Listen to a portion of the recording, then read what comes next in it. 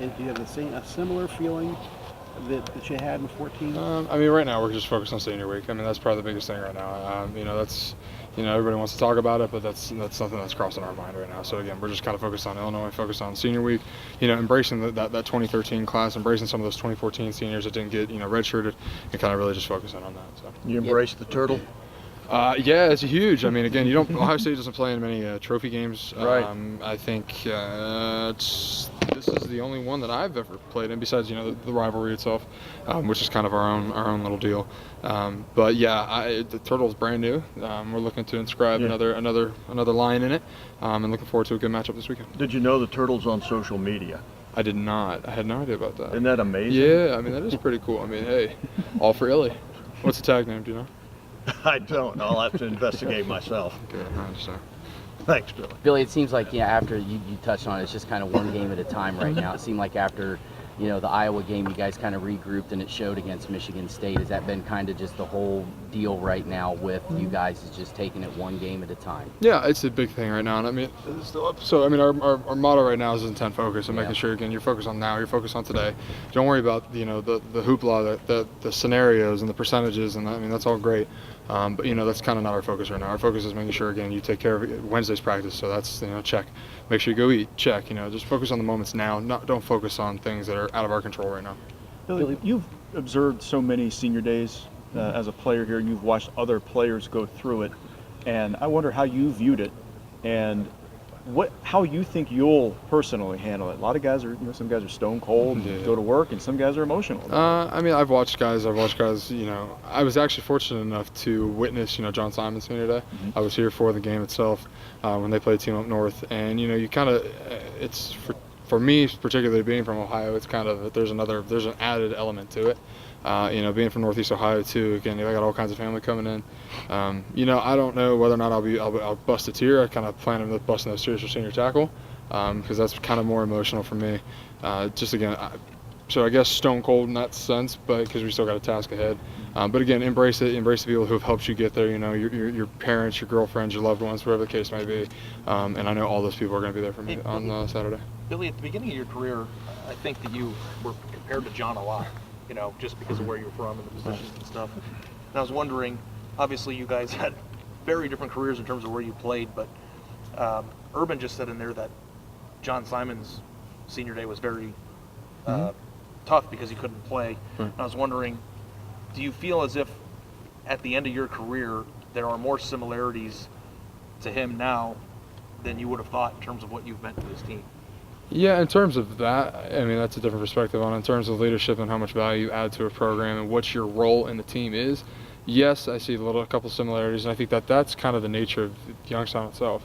I mean, no matter where you are, and I'm going to be proud here and speak for this, but no matter where you are and having that background, having that Youngstown background in my blood and in the way I was raised, it kind of comes out in moments, in situations where you need the leadership, in situations where somebody's got to depend on somebody else, and for coaches, Coach Meyer shed some words last week, to have that and to have him, be able to trust me as much as he does, continue to, push me and push the guys around me and kind of entrust the offense with myself and JT.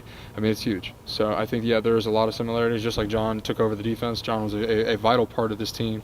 He was part of the heartbeat of this team itself. And it's awesome to have my name and his name in the same sentence. I don't think you like the comparisons at first, just because you guys are different people, and I think this would be a way that you would want to be compared to him. Yeah, absolutely. I mean, just because of the fact that my story was not even written yet. I didn't even have a pencil or didn't even step on the field yet. So I mean, it's tough. I mean, again, because that's like having your older brother always being compared to somebody your older brother, and whatever you do is never as good as your older brother did it. So yeah, I mean, but to have that same. To share those characteristics, those leadership characteristics, I mean, it is huge. So I welcome it. Billy, after the Iowa game, they put out on social media just the audio, it sounded like, of what maybe you were saying in the locker room. And coaches said it wasn't anything I said, it was what Billy Price said after that game. Where did that come from, and what was the message to just basically recenter, refocus, and if you beat Illinois and go on to do some special things, is that a turning point for you guys? And I don't and I've kind of reiterated this over the past couple of weeks. I mean, it's just, again, everything is in front of us, and focus one game at a time. You know, we're not going to get caught up on what happened in the past. What's happened in the past happened, and we're not going backwards. We're going forward and making sure that everything that we do is focused on the moment now. Have an intent focus. You know, have a purpose to what you're doing, and just enjoy the process right now. So again, everything that we want is we're playing for. We're in the driver's seat. Just go out and execute on Saturday, and then have some fun. But it's obvious you sensed we can't let players 34, 45, Yeah, I mean, et cetera, kind of leak out of the. You had to that's pull the pack together. that's a locker room conversation, and that's that's something within our team, and kind of keep that personal. So we're gonna just keep that behind closed doors. It's supposed to rain on Saturday. What do you think about those? Would you like playing in the rain? No, I don't like being wet. I don't like being wet. I don't mind being cold, but I hate being wet. So I'm okay if it holds off. But we practiced that stuff in a week, and had a wet ball drill or a wet ball period today at practice. Make sure the snaps are okay. JT's throwing the ball around real well, and make sure that there's no troubles with handoffs or anything. So everything was good. What do you expect out of Illinois' defense? Their front sevens, again, as I mentioned earlier, is kind of they're the people that the team depends on. Making sure that those guys get penetration, making sure that they kind of surround the ball and they swarm to the ball.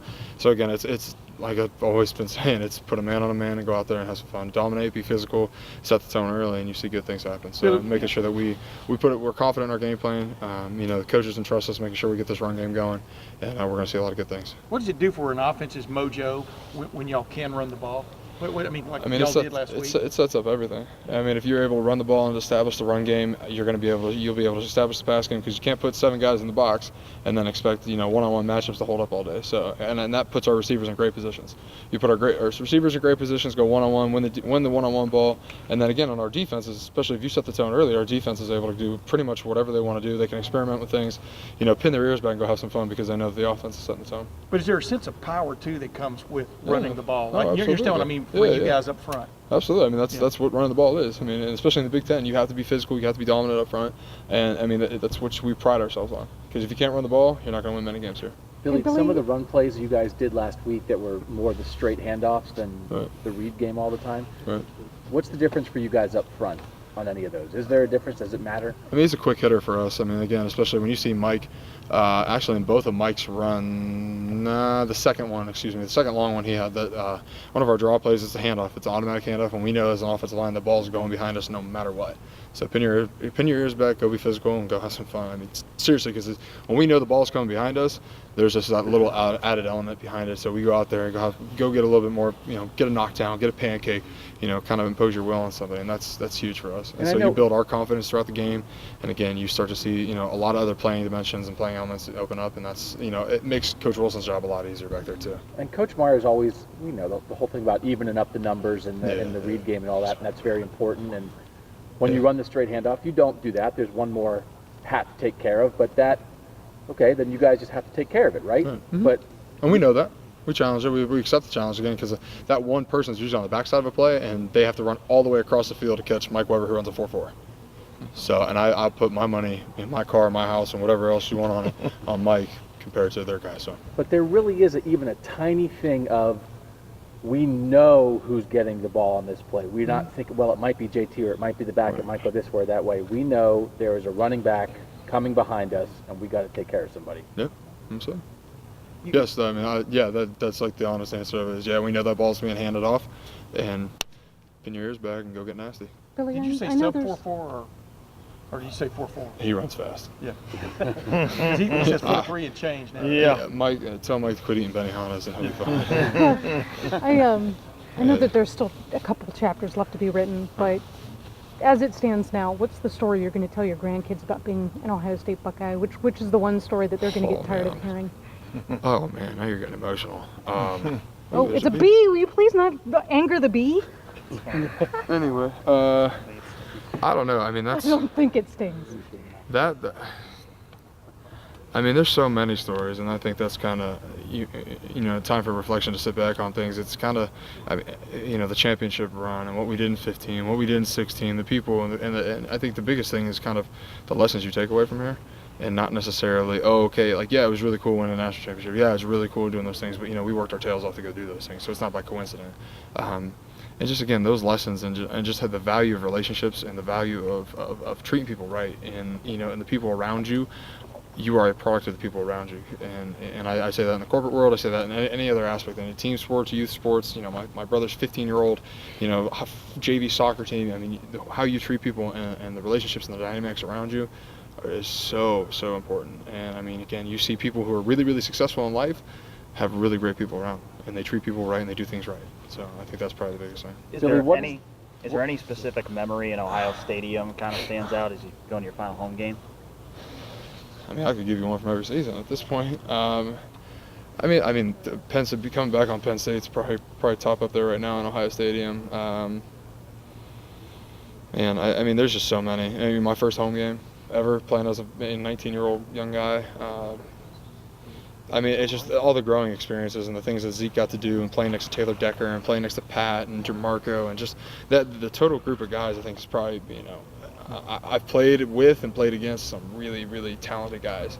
And it's always fun on draft day. You get to go see the guys. Like, okay, I played against him. Oh, I played against him. I played against him. He's pretty good. He's not so good. You know, just whatever the case is. So, but that's what you kind of the luxury of playing at Ohio State. So. What's your most memorable matchup that you've had in your time here? A'Shawn Robinson. I tell people this all the time. 2014, the Sugar Bowl, playing against in Alabama. The kid was just an absolute animal. So, and he's playing with Detroit right now. So. Billy, what is the best thing about being an Ohio State football player? Man, y'all getting deep. But they're not a headline question. Yeah, I know. That's, you guys are getting me with the deep ones. I think that probably the best thing about it is kind of,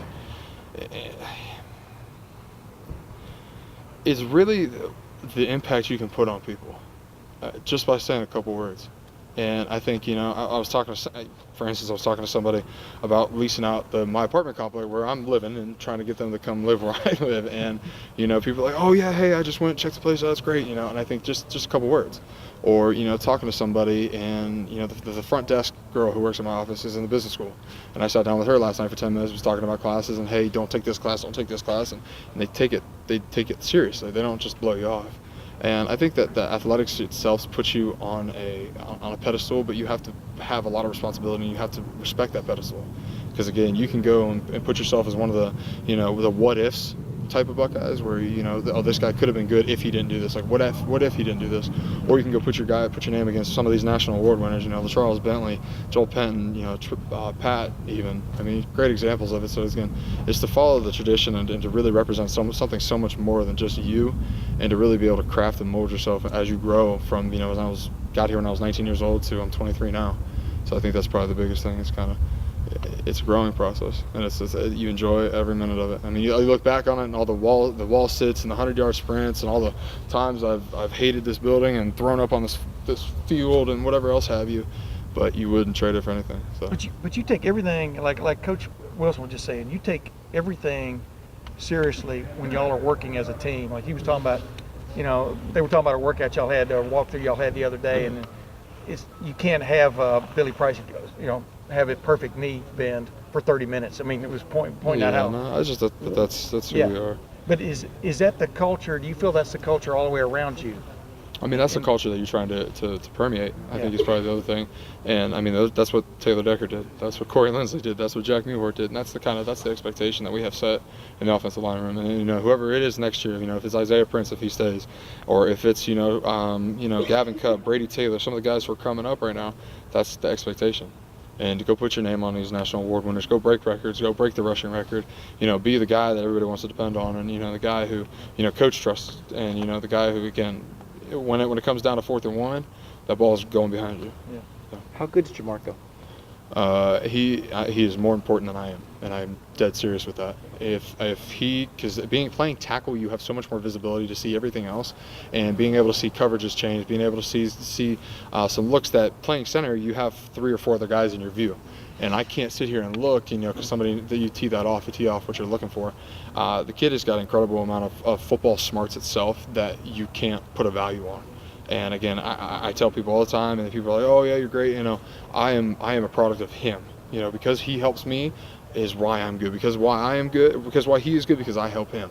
And it's a fluid conversation. And that's probably the biggest thing is I wanted to come into this year being a leader on the offensive line, was to make sure that it is not just a dictatorship. It is a fluid conversation, and to empower everybody around me to make sure that Isaiah Prince is comfortable and grows and says, okay, hey, I know I can make this call because the rest of my line agrees with me. And even if we don't agree with you, we live and die by you. But if all 5 guys are doing the same thing, we're going to be okay. And so that, I think, is probably the biggest thing with Jamarco is I trust him endlessly. And again, I joke with him, I give him my car if he needed it, and that's, it's just one of those situations that very, very invaluable. So Because you see what happens when you have a left tackle you can't rely on. You've seen teams, not here necessarily, but in football, we know what that deal is. Yeah, that's bad. If you have a That's left a bad tackle deal. that can't block, It's a bad deal. quarterback's dead. Yeah, and that's you see that all across college football every week. If your offensive line is, you've got a tackle that's not adequate and a guy who can't get the job done, bad things happen. So again, it's kind of every time we score a touchdown, it's like, okay, Jamarco, you had a huge deal with this. And Penn State, that last drive, those last three or four drives was because of him. He's hearing things, he's seeing things, he's identifying formations and stuff that I can't see on the inside, that he's able to see on the outside and say, hey, JT, you need to know this. So JT's life is pretty much in his hands.